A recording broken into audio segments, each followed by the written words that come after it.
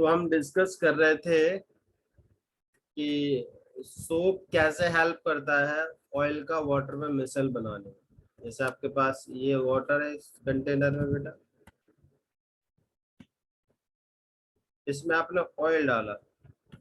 इतना तो आपने देखा है कि वाटर में ऑयल मिक्स नहीं होता, ऊपर ड्रॉप के फॉर्म में रहता है, थोड़ा थोड़ा ऑयल लाइट होता है तो ऊपर लेयर बन जाता है, देखा है ना। Yes, sir. अब यदि मैं ऑयल को वाटर में डिस्पर्स करा दूं देन आपका कोलाइट बन जाएगा। तो अभी तो कोलाइट नहीं है, तो ये आपका क्या है, डीपी है। ये क्या आपका डीएम है। डिस्पर्स्ड फेज और डिस्पर्जन मीडिया आपने डाला लेकिन आपस में मिक्स नहीं हो रहे। अब आप क्या करें, कुछ अलग से एक्सटर्नल एजेंट मिलाएंगे जिसे बोलते हैं हम स्टेबलाइजिंग एजेंट। क्या बोलते हैं बेटा, स्टेबलाइजिंग एजेंट, जो कि कोलॉइड्स बनाने में हेल्प करते हैं। तो जैसे इसमें आप सोप मिलाएंगे तो सोप का मॉलिक्यूल का अरेंजमेंट मैंने आपको बताया था कैसे अरेंज करता है, इस टाइप से अरेंज करेगा Yes, क्या। sir. हाँ सर। और पूरे सोप की लेयर पे क्या आएगा, नेगेटिव चार्ज होगा, देन वो आपस में दूर दूर भागेगा क्या। तो दूर दूर भागेगा तो पूरे वाटर में ऑयल डिस्पर्स हो जाएगा क्या। Yes sir. मैंने बताया था फिर सरफेस टेंशन को मिनिमाइज करने के लिए स्फेयर का शेप ले लेगा। ये ऑयल की ड्रॉप है। तो होगा क्या कि जो ऑयल है छोटे छोटे ड्रॉप्स के फॉर्म में, ये आपका वाटर है, ऑयल यहाँ से निकल जाएगा, छोटे छोटे ड्रॉप्स के फॉर्म में पूरे सॉल्यूशन में डिस्पर्स हो जाएगा। ये ऑयल की ड्रॉप है। और यदि और लार्ज व्यू देखोगे तो क्या है, कैसे दिखेगा आपको, ये ऑयल की ड्रॉप है, इसमें सोप के मॉलिक्यूल ऐसे पेनिट्रेट होंगे, negative charge negative charge negative charge negative charge negative charge negative charge negative charge negative charge. ये ऑयल की ड्रॉप है और ये एक ड्रॉप का लार्ज व्यू मैंने शो कर रखा है। तो सारे ऑयल के ड्रॉप पे नेगेटिव चार्ज होगा क्या,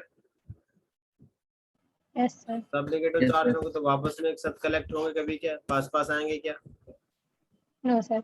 और through out the water disperse रहेंगे वो, तो आपका कोलाइट फॉर्म हो जाएगा। क्लियर है क्या, यस सर। Yes, sir. समझिए यहाँ तो कोई दिक्कत। No, sir. चलो आगे देखते हैं।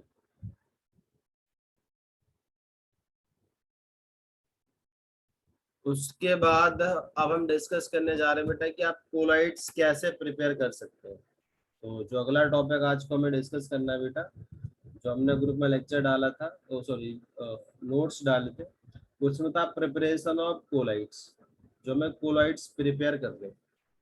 ठीक। अब देखो कोलाइड्स जनरली बेसिकली आपके दो तरीके के हो सकते हैं जिनको आपको कोलाइड में मिलाना, और एक्चुअल में कोलाइड नहीं है आपके। एक तो वो जहाँ पर पार्टिकल का साइज क्या हो, लार्ज हो, मतलब वो किस रेंज में चला जाए, सस्पेंशन की रेंज में चला जाए। जैसे आप क्या करो, तो ये वाटर है, वाटर में कोई मेटल डाल दो तो मेटल क्या बना लेगा, सस्पेंशन बना लेगा क्या। Yes sir. जैसे वाटर में आप गोल्ड डाल दो तो गोल्ड वाटर में डिजोल्व होगा क्या, तो नीचे जाके जो आपने ऐसे पार्टिकल के फॉर्म में डाला वो सेटल हो जाएगा। पीस के फॉर्म में डालो तो पीस के फॉर्म में सेटल हो जाएगा, है ना। हाँ सर। अब मैं कैसे भी करके इसका पार्टिकल का साइज क्या करूंगा, स्मॉल करूंगा, किस रेंज में लाऊंगा, कोलाइड की रेंज में लाऊंगा। तो जनरली बेसिकली आपके दो तरीके से कोलाइड बनाते हैं। एक वो जहां पर पार्टिकल का साइज लार्ज है, उसको आप कोलाइड की रेंज में लाते हैं। दूसरा जहां पर पार्टिकल का साइज बहुत स्मॉल है, वो किस रेंज में, ट्रू सॉल्यूशन की रेंज में। और ट्रू सॉल्यूशन की रेंज में देन आप कुछ पार्टिकल्स को एग्रीगेट करेंगे जिससे किस रेंज में चला जाए, कोलाइड की रेंज में चला जाए। कोई दिक्कत इसमें। No sir. No, जो sir. अगला टॉपिक हमें डिस्कस करना वो है बेटा प्रिपरेशन ऑफ कोलाइडल सॉल्ट्स। तो we know that the lyophilic salts can be prepared directly by mixing the substance with the dispersion medium। ये आपको पता है कि lyophilic क्या है, सिंपल आप डीपी को डीएम में मिक्स करो वो प्रिपेयर हो जाएगा। However, the lyophobic salts cannot be prepared directly। ये आपको पता है कि lyophobic हम डायरेक्टली नहीं बना सकते, उसके लिए कुछ स्पेशल मेथड यूज करते हैं। Hence, the following two types of method are employed for obtaining the lyophobic salts। तो दो तरीके के मेथड यूज करते हैं। पहला मेथड है आपका मैकेनिकल डिस्पर्जन और डिसइंटीग्रेशन मेथड। और दूसरा आई थिंक कंडेंसेशन होता है, वो आगे डिस्कस करेंगे। तो फर्स्ट जो अभी हमें डिस्कस करना है ये पार्ट बेटा, डिस्पर्जन और डिसइंटीग्रेशन। तो डिस्पर्जन और डिसइंटीग्रेशन का मतलब क्या है कि आपकी पार्टिकल की साइज बड़ी थी, उसको आपको छोटा करना है। मतलब पार्टिकल किस रेंज में था आपका, सस्पेंशन की रेंज में था, और उसको किस रेंज में लाना बेटा आपको, कोलाइड की रेंज में लाना। Colloid. कोई दिक्कत इसमें किसी को? No, sir. तो पहला मैं इसको देखते हैं जरा। These methods involve the breaking of the bigger particles to colloidal size। Mean जो आपका bigger particle है उसको किस रेंज में लाएंगे हम, colloidal size में लाएंगे। The method generally employed for this purpose are discussed below। आप जो भी मेथड यूज कर रहे हैं उनको हमने नीचे डिस्कस कर रखा है। तो फर्स्ट बेटा मैकेनिकल डिसइंटीग्रेशन है, बड़ा इजी मेथड है। जैसे आप लोग गेहूं का मशीन देखा, गेहूं पीसने वाला मशीन, उसी तरीके से आपके पास एक क्या मशीन है, सिंपल सा आपको पार्टिकल ऊपर से डालेंगे, छोटा पार्टिकल बाहर निकल जाएगा। कोई दिक्कत इसमें? No, sir. जहाँ पर गेहूं पिसता ना, वही सिंपल वैसे मशीन है कि आपके पास ये स्टील के डिस्क लगे हुए हैं, ये अपोजिट स्पीड में रोटेट करते हैं, तो यहाँ पर कोई भी पार्टिकल आएगा तो छोटे छोटे पीस में बाहर निकलेगा। वही किया लोगों ने। It is carried out in a colloidal mill और बॉल मिल। इसको बोलते हैं कोलाइडल मिल और बॉल मिल। एक colloidal mill consist of two steel disc, ये आपकी स्टील डिस्क है, with a little gap in between and capable of rotating in opposite direction at high speed। कोई दिक्कत है यहाँ तक? No, sir. अब जिसका भी कोलाइड बनाना उस सस्पेंशन को आप ऊपर से डालो तो यहाँ पर छोटे छोटे पार्टिकल के फॉर्म में पिस जाएगा, वो नीचे से निकल जाएगा। A suspension of the substance in water is introduced into the mill, the size of suspension particle is reduced to that of colloidal size। कोई दिक्कत इसमें? No, sir. चलो आगे बढ़ो। दूसरा है इलेक्ट्रो डिसइंटीग्रेशन ब्रेडेक्स आर्क मेथड। इससे जनरली हम मेटल्स की कोलाइड बनाते हैं। अब कैसे बनाते जरा समझ लो जरा। इलेक्ट्रिक आर्क समझते हैं आप लोग बेटा? Yes sir. इलेक्ट्रिक आर्क से बहुत इंटेंस हीट निकलता है। जब आप इलेक्ट्रोड्स को पास पास लाते हैं, अपोजिट इलेक्ट्रोड्स को, तो यहाँ पर स्पार्किंग टाइप होता है, बहुत इंटेंस हीट निकलता है। समझते हो ना इलेक्ट्रिक आर्क? हाँ सर। स्पार्किंग टाइप का मूवीज में भी देखा होगा, आप लोगों ने देखा है? Yes sir. समझ रहे हो ना इलेक्ट्रिक आर्क का मतलब क्या है? Yes sir. चलो ठीक। तो ये आपके पास मेटल की रॉड है, जिसके भी मेटल का आपको बनाना है। तो जब यहाँ पर इलेक्ट्रिक आर्क प्रोड्यूस करोगे तो बहुत इंटेंस हीट निकलेगा क्या? अरे भाई, जब इलेक्ट्रिक आर्क प्रोड्यूस होता है बहुत हाई टेम्परेचर नहीं हो जाएगा, बहुत ज्यादा हीट नहीं रिलीज होगा। क्लियर है क्या बोल रहा हूँ मैं? Yes sir. यस जब सर। बहुत ज्यादा हीट निकलेगा बेटा तो मेटल यहाँ पर वेपराइज हो सकता है क्या? Yes sir. इतनी भी ज्यादा तो नहीं निकलती सर। यार अब जितना हाई वोल्टेज से निकल लगाओगे उतना ज्यादा निकल जाएगा। हाँ सर। तो जितना ज्यादा जरूरत है उतना निकाल लेंगे, क्या दिक्कत है? समझ गए ना? हाँ सर। हाँ सर। हाई वोल्टेज से लगा लो तो ज्यादा निकलेगा। अब उस हीट से क्या होगा, मेटल क्या होगा आपका, वेपराइज हो जाएगा। अच्छा, साथ में देखो उसमें हमने आइस बात लगा रखा है। क्या आइस बात का मतलब, बगल में आइस का एक ट्रे है जिससे कि वाटर कूल रहे। उसका पर्पज क्या जरा समझ लो। ये आइस आपकी, इसका मतलब है कि बहुत ज्यादा हीट निकलेगा तो जो इधर वाले मेटल के पार्टिकल है, ये इस पर्टिकुलर पोर्शन की बात कर रहा हूँ मैं, जस्ट अ सेकेंड। इस पर्टिकुलर रीजन पे जहां पर इलेक्ट्रिक आर्क प्रोड्यूस होगा, वहां पर मेटल के एटम्स क्या होंगे, वेपराइज होंगे क्या? और इस आइस की वजह से ये वाटर कूल रहेगा तो वापस से वो पार्टिकल कंडेंस हो जाएंगे क्या?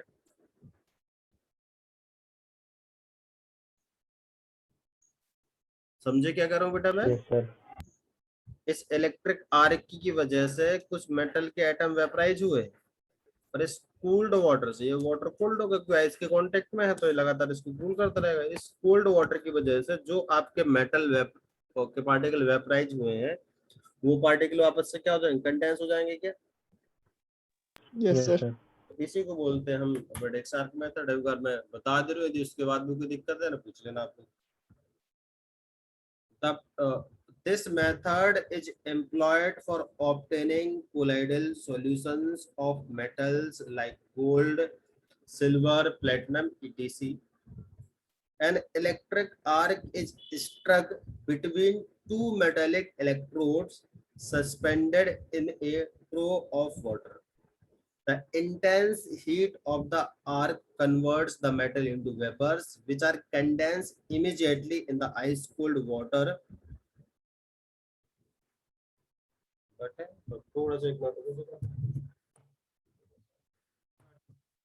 Resulting in the formation of colloidal sites. तो बात है बेटा, जहां पर लिखा ना वाटर, बात WATH, थोड़ा करेक्ट कर लो, लिखा वाटर, उसका बट लिखा हुआ, बट नहीं है वो, बात है, water bath, resulting in the formation of particles of colloidal sites. कोई दिक्कत इसमें? No sir.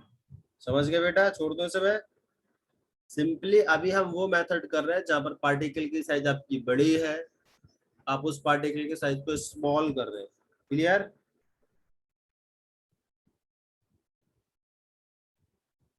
हटा दूं? Yes sir. चलो हाँ सर। अगला है पेप्टाइजेशन। सबसे इंपॉर्टेंट है बेटा इस चैप्टर में पेप्टाइजेशन, और ये इसका बार बार हम यूज करें तो ध्यान रखना क्या है। पेप्टाइजेशन में करते क्या, आपके पास कोई प्रेसिपिटेट बना हुआ, ठीक है, ये किसी भी चीज का प्रेसिपिटेट,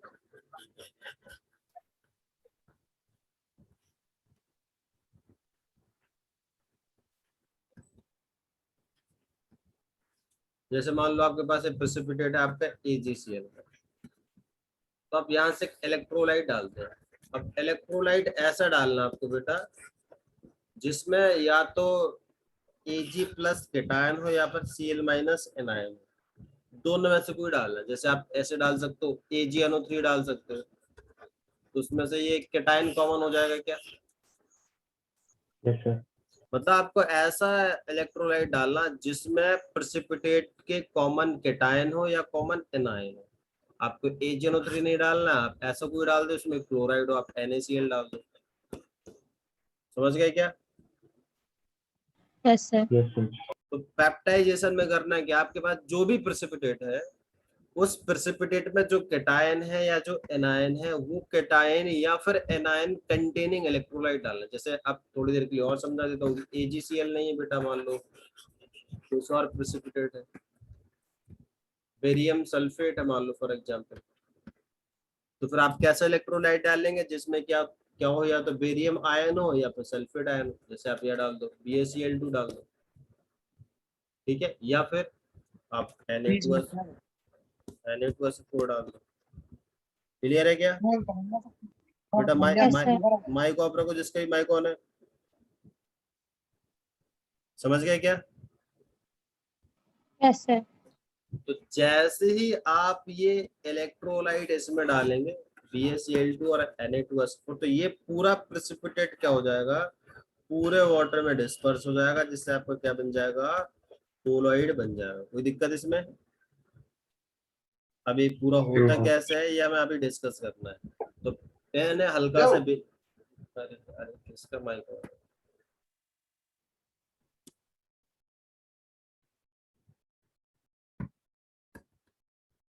अभी हमें केवल ये समझना पेप्टाइजेशन होता है क्या है, कि पेप्टाइजेशन में आपके पास कोई प्रेसिपिटेट है, उसमें आपको इलेक्ट्रोलाइट डालना है, और कौन सा इलेक्ट्रोलाइट डालना, जिसमें आपका केटायन मैच करे या फिर एनायन मैच करे। जैसे आप इलेक्ट्रोलाइट डालेंगे, उसको थोड़ा टाइम देंगे, सेक वेक करेंगे, देन वो पूरा प्रेसिपिटेट क्या हो जाएगा, वाटर में डिस्पर्स हो जाएगा और आपका कोलॉइडल सॉल्ट बन जाएगा। क्लियर?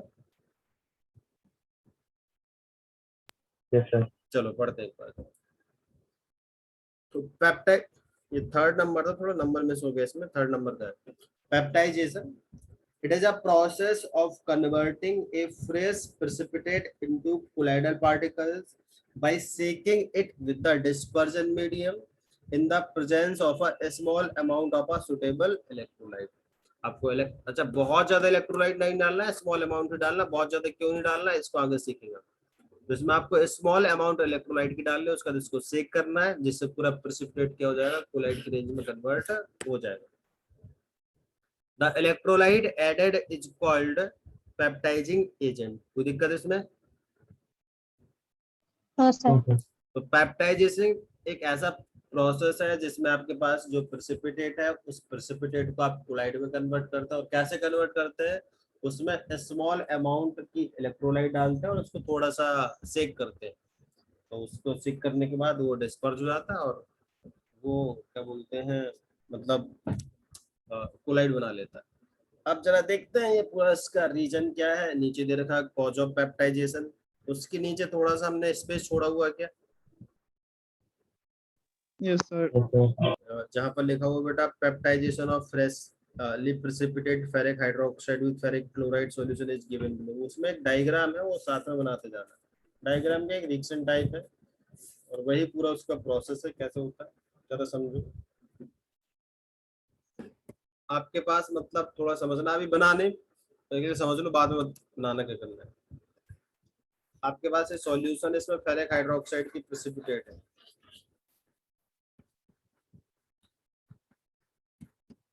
इसमें आप डालना है FeCl3।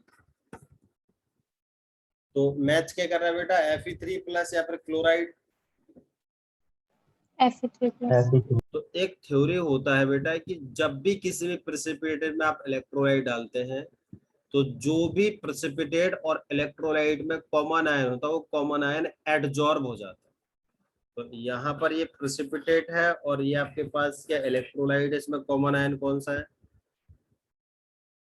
Fe3 plus. तो Fe3 प्लस क्या होगा, इस फेरिक हाइड्रोक्साइड पर एडजॉर्ब हो जाएगा। मान लो ये फेरिक हाइड्रोक्साइड है और बड़ा बड़ा पार्टिकल के साइज में और सस्पेंशन की रेंज में, तो इस पर Fe3 प्लस जब एडजॉर्ब होगा तो इस पर कौन सा चार्ज आएगा, पॉजिटिव चार्ज आएगा क्या। ये कंफ्यूज हो रहा है कि 3 पॉजिटिव क्यों नहीं लिखा, मैं इतना बता रहा हूँ कि आपके पास पॉजिटिव चार्ज आ जाएगा। इस पे भी पॉजिटिव चार्ज आएगा क्या। Yes sir. अब अभी तो ये सस्पेंशन की रेंज में, अब आप इसको सेक कर रहे हैं क्या, ये बता था आपको इलेक्ट्रोलाइट मिलाना, उसका सेक करना है। और जब सेक करेंगे तो एक दूसरे से टकराएंगे क्या, तो टकराएंगे, फिर ये क्या करेंगे, पार्टिकल के साथ रिड्यूस कर लेंगे। तो जब टकराएंगे एक दूसरे से इम्पैक्ट करेंगे, तो कोलिजन के टाइम पे कुछ प्रेसिपिटेट सेपरेट होता जाएगा, देन पार्टिकल का साइज क्या हो जाएगा, स्मॉल हो जाएगा। तो पार्टिकल का साइज स्मॉल स्मॉल ऐसे हुए। अब मान लो एक कोलाइडल रेंज में चला गया, अभी भी इस पर पॉजिटिव चार्ज रहेगा क्या, अभी ये फेरिक हाइड्रोक्साइड है, सब फेरिक हाइड्रोक्साइड है सारे के सारे। अमन कुछ बोल रहा बेटा। हाँ, ये फिर से बता दीजिए, छोटे कैसे हो गए। हमने क्या किया, उसको सेक कर रहे थे क्या बेटा,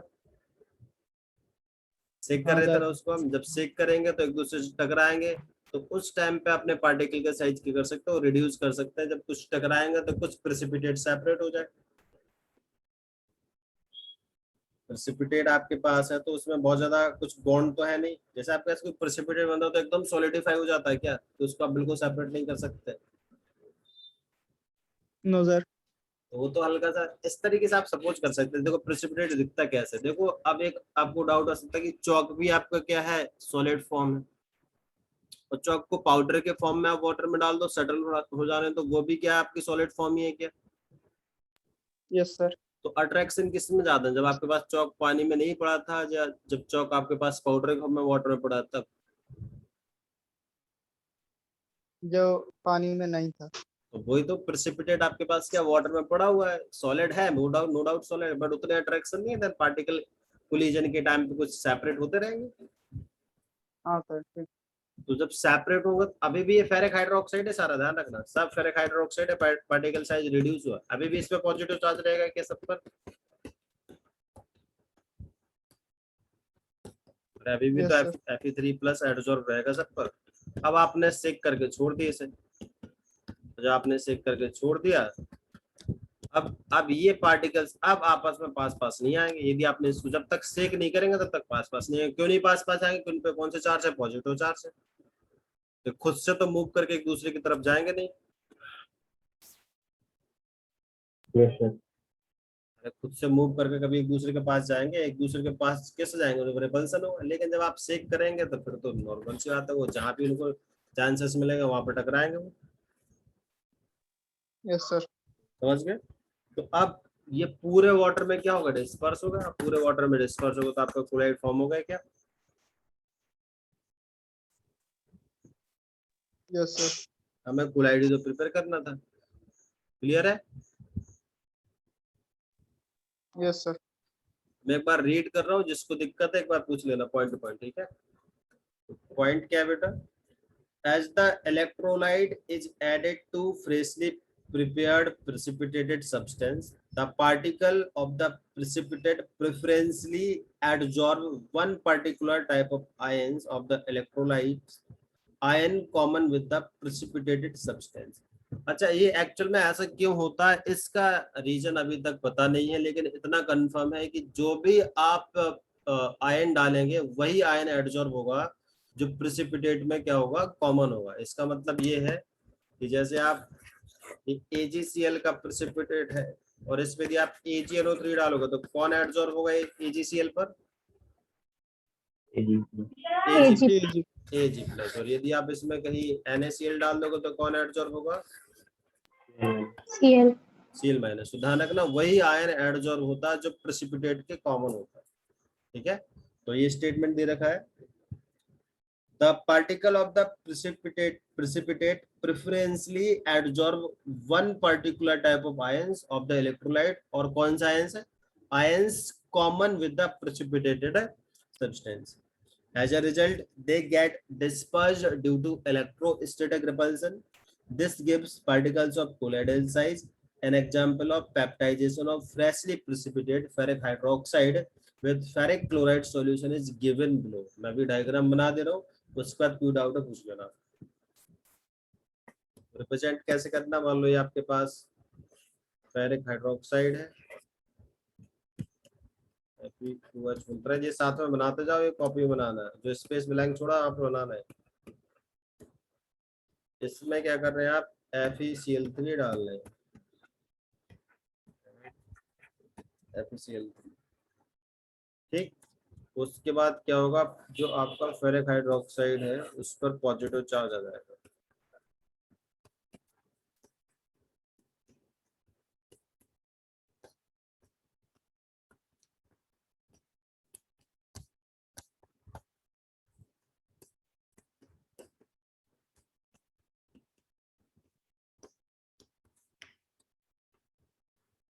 तो ये है बेटा आपका precipitate of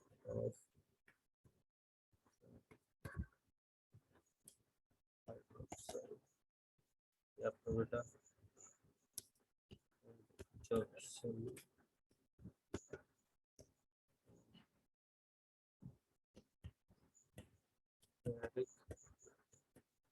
Fe3 प्लस। उसके बाद जब आप इसको सेक करेंगे तब की बात कर रहे हैं, हीटिंग एंड ब्रेकिंग, पार्टिकल का साइज क्या हो जाएगा, रिड्यूस हो जाएगा।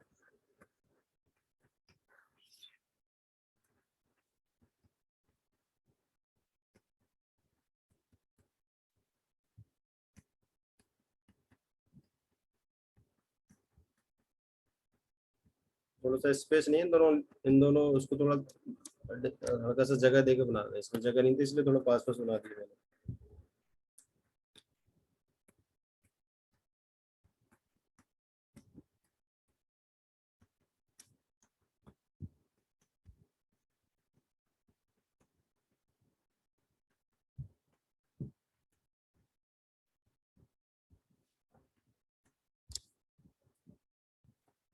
ये बन गया आपके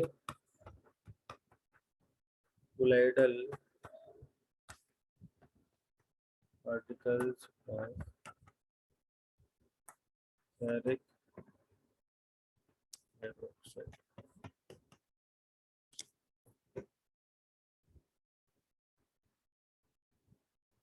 अभी इसको नोट कर लो बेटा, और जहां पर भी डाउट है देन आप क्लियर करो।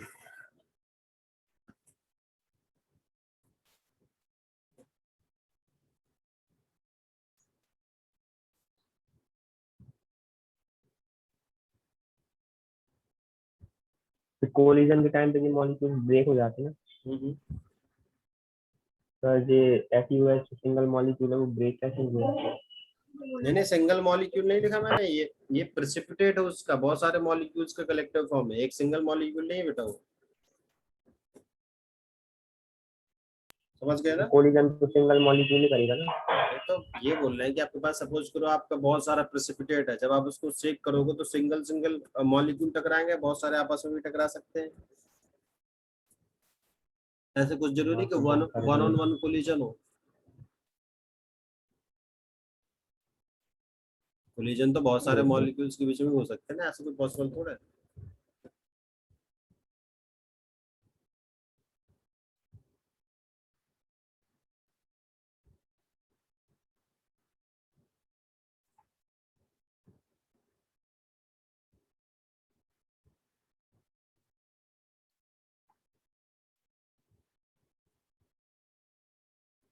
एक मिनट, हाँ भाई साहब।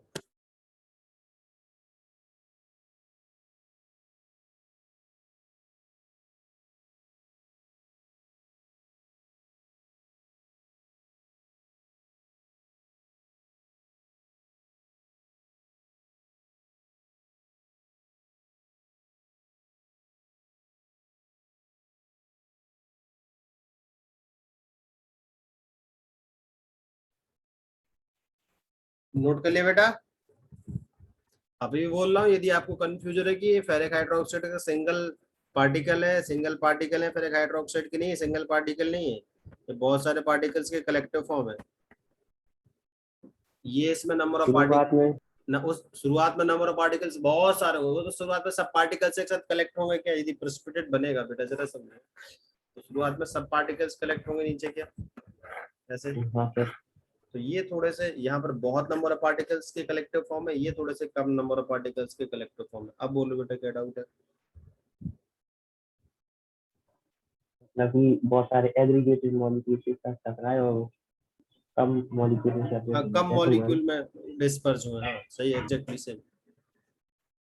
और उसके बाद अब वो टकराएंगे क्यों नहीं, बिकॉज उन पे चार्ज, यदि आप सेक करोगे तो फिर हो सकता है कि वो टकरा वगैरह जाए। ये भी आपका देखो कि कोलाइड जो ये लायोफोबिक है, उनको आप बहुत इजीली कोगुलेट प्रेसिपिटेट करा सकते हो। वो कैसे करा सकते हो आगे इस चैप्टर में सीखेंगे हम। हीट करोगे, कूल करोगे, थोड़ा बहुत भी चेंज वेंज मारोगे तो वो प्रेसिपिटेट हो जाएंगे। हीट करने में कोलिजन्स बढ़ जाएंगे तो हो सकता है कि जो एडजॉर्ब चार्ज का लेयर वो हट जाए, या फिर पार्टिकल का साइज और स्मॉल हो जाए, तो बहुत सारे चांसेस है कि वापस से वो कोगुलेट हो जाए।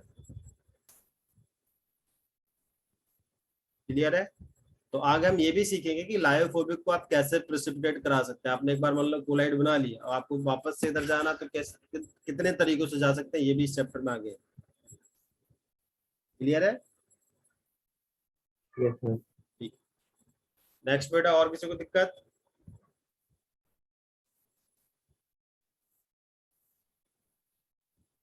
चलो ठीक है, तब मैं क्लास खत्म कर रहा हूँ बेटा फिर। अच्छा नहीं, एक और पॉइंट उसमें था शायद, एजीआई का दे रखा था ना नीचे ऐसा कुछ। Yes sir. अब वो एजीआई का ये दे रखा है कि आपके साथ एजीआई को आपको प्रेसिपिटेट बनाना है, तो आप AgNO3 डाल दो या फिर के डाल दो। आई थिंक यही लिखा है साथ, हमें लगता है ना। Yes sir. तो फिर उसमें तो कोई दिक्कत नहीं होगी मुझे लगता है, छोड़ दो फिर से मैं। Yes sir. चलो बाकी करते हैं फिर नेक्स्ट क्लास में, ठीक है बेटा? सर इलेक्ट्रो डिसइंटीग्रेशन बता दीजिए एक बार। ये ब्रिडेक्स वाला यस सर। अभी बताया तो था। सर उस टाइम नेटवर्क प्रॉब्लम हो गई थी, तो आवाज कट रही थी। एक काम करो, मैं लेक्चर डाल दूंगा, उससे देख लेना बेटा। Yes sir. चलो ठीक।